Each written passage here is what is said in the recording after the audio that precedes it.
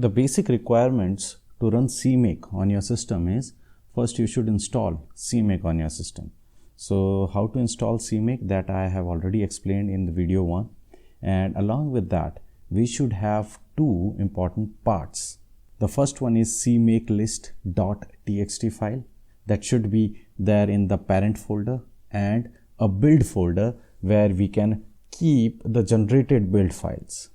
So the Cmake tool finds the cmakelist.txt file and processes the information which is written in it to generate the build files in the build folder. The cmakelist.txt file should be present in the parent folder, which we also call as top level directory, and let's see how it works. Now let's start with making our build files using cmakelist.txt. So let me open Cmake and let's go into making our next folder for our today's lecture, module 5, and let me copy paste our source files from the previous lecture from module 4, and let me copy paste it in module 5. Let me delete this a.out, that was our executable in the previous lectures, and let's start with the terminal. So you can right click on this module 5 and go to the terminal. You will find here the path, so you can see that it is desktop Cmake module 5. Okay, so let me create here our cmakelist.txt. This is our main parent folder. Module 5 is our parent folder or top level directory. Inside this we will have to make our cmakelist.txt. Be very careful while making the file cmakelist.txt, because the name of the file cmakelist.txt should be in camel notation. So cmake capital L-I-S-T-S, okay, .txt. So again I'm repeating, the name of the file cmakelist.txt should be written in camel notation, which means C must be capital, M must be capital, and L must be capital. Okay, if you change it, if you by any chance make it small letters, it will not work. So let me make a file. So as you can see that cmakelist.txt arrived here. Let's create another directory in which our build files will be generated. So let me make mkdir build. So a build file will be, build folder will be formed here in this module 5 folder. So in this build folder, all the build files will be generated. So let me make here. So this is my build folder. Right now this is empty. So let's move to this build folder and let's try to run our cmake command, and let's see if the files are generated or not. So let's go to cd build and let's press enter. Right now we are inside our build folder. Let me run cmake. To run cmake you have to type cmake space ... and press enter. It will generate some files inside the build folder. So right now you can see there is nothing. Moment I'll press enter, it will create some files. These are build files. So let me press enter. So you can see here some files are generated. One is make file. We will go into the depth of how this cache.txt or make file works. But if we try to generate our executable using this make file right now, it will not create anything. It will give an error. Why? Because there is nothing inside, no instructions inside our cmakelist.txt. So this is empty. cmakelist.txt is empty, which means there is no instructions written here. We need instructions to create our make file, and that can generate our executable. So let's try to run this. Okay, so let me make here, instead of writing there, let me go to this and let me write here make and press enter. So we can see here nothing is generated, no executable is generated.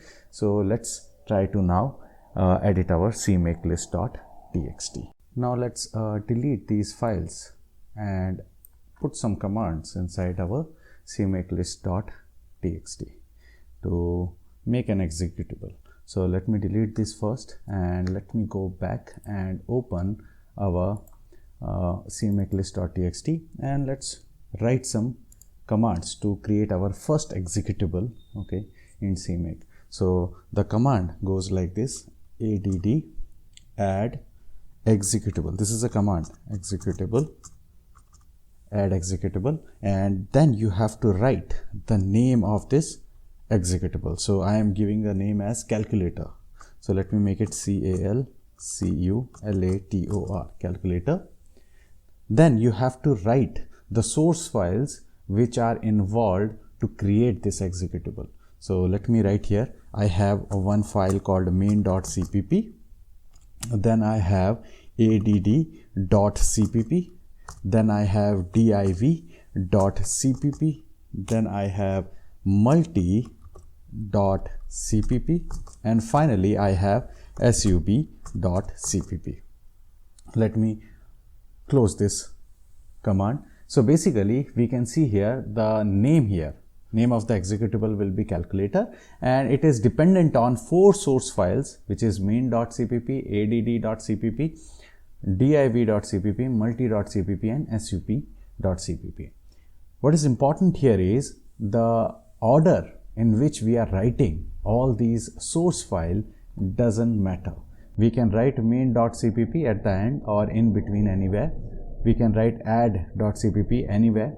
What is important here is the name of the executable should be the first priority. So calculator will be written as first, then we can write anywhere our source file names. So naming sequence of the source file doesn't matter, but the name of the executable should be first while executing. So let me save this, and now let's go to our build folder. We are already inside the build folder. So let me now make our make file by simply typing cmake space ... and pressing enter. We will see some files are generated here. Now let's go to our make command. So moment I'll write make, we will find that here a calculator is been generated. So let me write here make and press enter. So what we will see here is, as you can see, that our main.cpp.o means object file here, and our calculator has been generated. Let's run this calculator from here. So in the same manner we used to run our previous executables. So let me run this calculator and press enter. It is asking me 2 numbers, 2, it's 2 and 3, and let's see the output. As you can see, the output is giving us the same thing. But if you scroll up, you will find there is a warning here. This is a warning is for the project developers. Now what is this warning?